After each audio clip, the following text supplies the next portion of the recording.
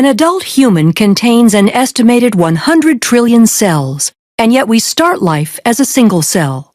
To grow, develop, and repair tissue damage, we rely on cell division. In eukaryotic cells, this process is accomplished by a series of well-orchestrated steps called mitosis. Every day our bodies must produce millions of skin cells to replace those lost through normal activity. Each of these cells must have a complete complement of the genetic material.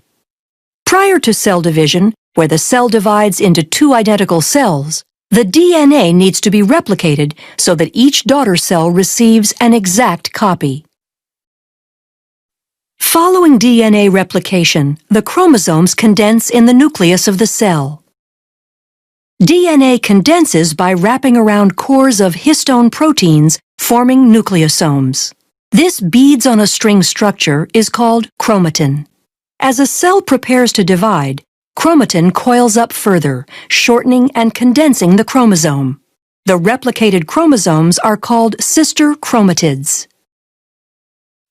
The replication of DNA and the formation of sister chromatids is one part of the entire cell cycle. To prepare for cell division, the cell goes through interphase, which can be divided into 3 distinct phases. During G1 or gap 1 phase, all the organelles and cytoplasmic components, including the centrioles in animal cells, replicate. Then during S or synthesis phase, the DNA replicates. Finally, during G2 or gap 2 phase, all the enzymes needed to aid in the process of cell division are produced. Most eukaryotic cells spend a great deal of time in interphase, and a very short period of time actually dividing, a process called mitosis. The cell is now ready to go through mitosis, which consists of prophase, metaphase, Anaphase, and telophase. During prophase, the chromosomes condense and become visible, appearing as 2 sister chromatids held together at the centromere. The cytoskeleton disassembles as the spindle begins to form. In animal cells, centrioles play an important role in the distribution of the chromosomes in the dividing cell. The centrioles migrate to opposite poles, establishing a bridge of microtubules called the spindle apparatus, and the nuclear envelope breaks down.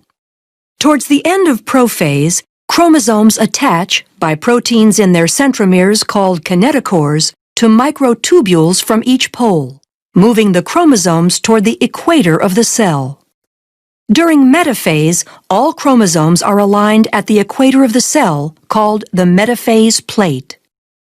Anaphase begins with the degradation of proteins that hold sister chromatids together, freeing individual chromosomes. The free chromosomes are then pulled by their kinetochores to opposite poles. At telophase, a cleavage furrow forms in the center of the cell.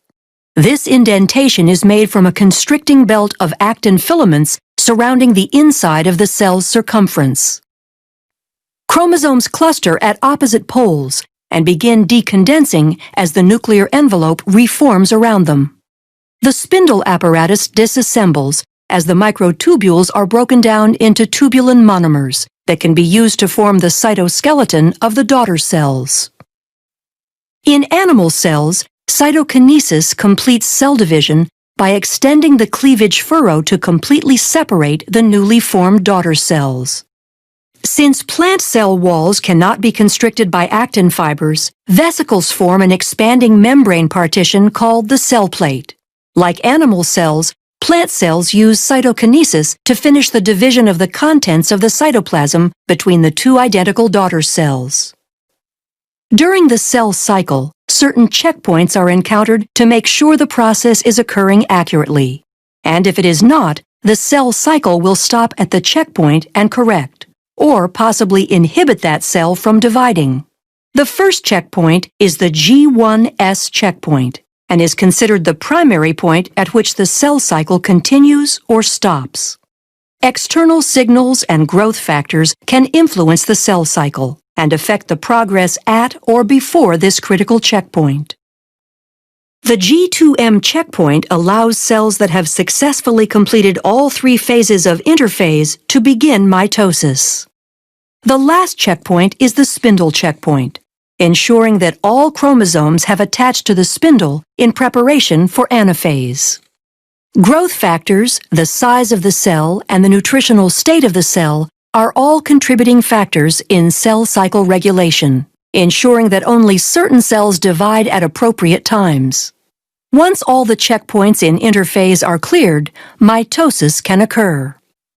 From interphase to cytokinesis, the entire process of cell division can take on average 10 to 20 hours in a typical plant or animal cell.